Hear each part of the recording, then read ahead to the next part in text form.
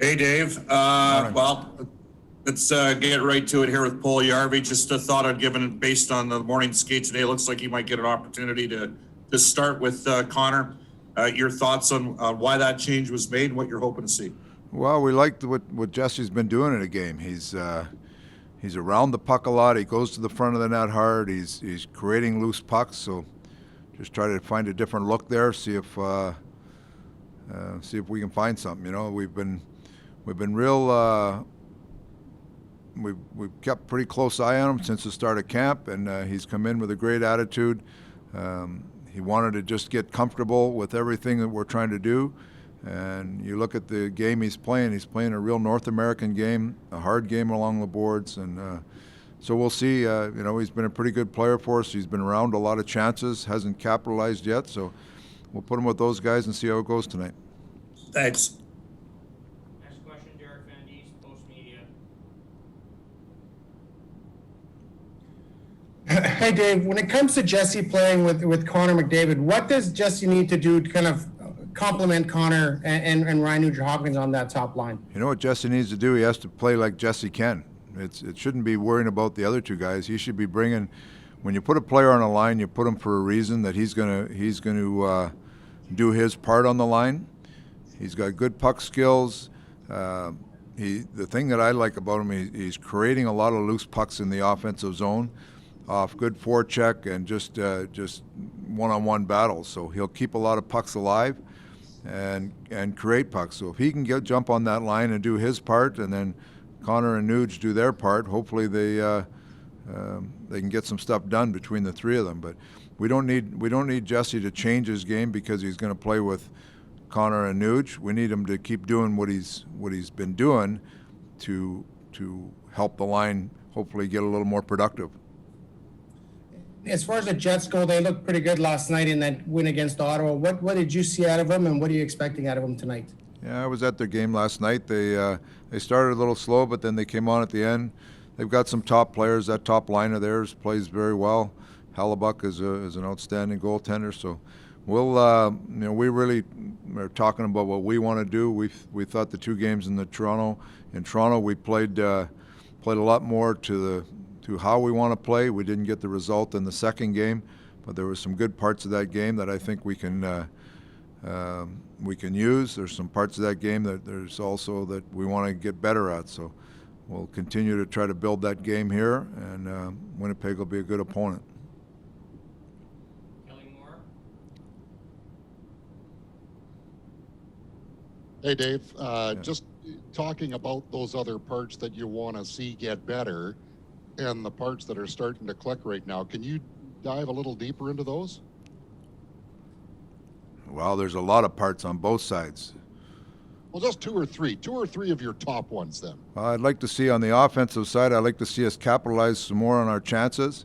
Our power play's got some chances we haven't capitalized on. There's some areas that we can improve there.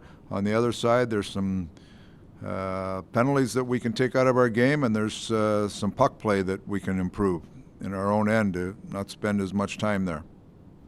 Next question, Derek Van Diest, Post Media. Oh, yeah, Dave, I want to ask you about Ethan Bear. How you feel his game's coming along after having him sit for a game there?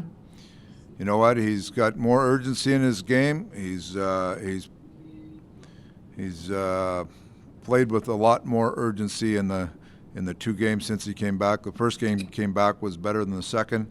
The second he got better as the game went on, but he's a guy we rely on him to be a solid player for us. So that urgency in the game and the ability to get stuff done with his skill set we need that on our team for us to be a better team.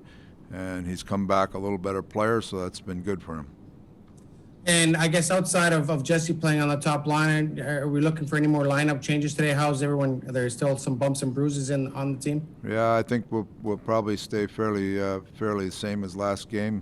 And when I went through the game, that we liked a lot of parts of our game. We didn't capitalize on enough chances. There's some areas that with some individual players that we've addressed, and we'll give the group another shot and see if we can find a better result. go ahead. And Dave, just through the first 6 games, how do you think your defense core has rallied in all, I guess, stepping up and taking a bit of the absence of Oscar on the blue line? I think there's been some good, and you can tell that there's some growing pains. You know, you're trying to mix a new group in. Clef touched so many parts of the game that not one player is going to come in and kind of take over where he left off. So we've had different players, you know, in different roles, different aspects of it. So it's still a work in progress. I think the last couple of games have been better, and so hopefully we'll continue to grow that group. Jason Dreger, TSN 1260. Dave, last year on your power play, it seemed almost a given, like your zone entries were extremely easy. Have teams adjusted? There seems to, or is it just early in the year? Have you seen anything different on your zone entries on your power play as to why it's a little bit more of a challenge? I think it's twofold. I think teams have really tried to find ways to slow it down, and I don't think our execution has been as good. So it's a combination of both of those. Teams are trying to not. They're being very wary of taking power plays against us, and then they're really dialed in on how they want to try to stop it. Now that being said, I think there's some execution that we could improve on that seemed like it was better at this point last year. Is that execution, and I'm only talking on the zone entries, is the gap too far? Like your guys are ahead, and when Connor comes steaming up, that now everybody's standing still at the blue line, and the other team's allowed to just stand you up? Well, that's you could look at that two ways. The game against Vancouver was the exact same thing, and Connor scored on the rush. So that's part of the strategy is to get everybody standing so Connor can skate it in. So there's different looks that you can have, and teams show you different looks on the forecheck. So to say it's one way or the other way, that's not how it goes. There's a read and react option, and off our breakouts, there's 3 or 4 options that we have right off a certain set play depending on where their positioning is. So it's there's a lot more to it than just backing up and standing up. And I know you switched Puljujarvi and Cassian.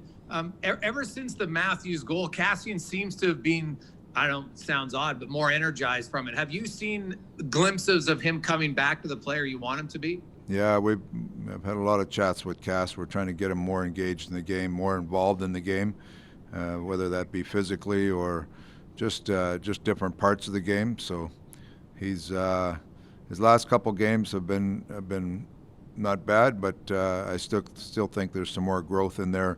He can have more of an impact on the game. You got to make sure when you're in a game, especially a guy like Cass, who's a hard guy to play against when he's on his game. The other team's got to know you're in the game. Thanks.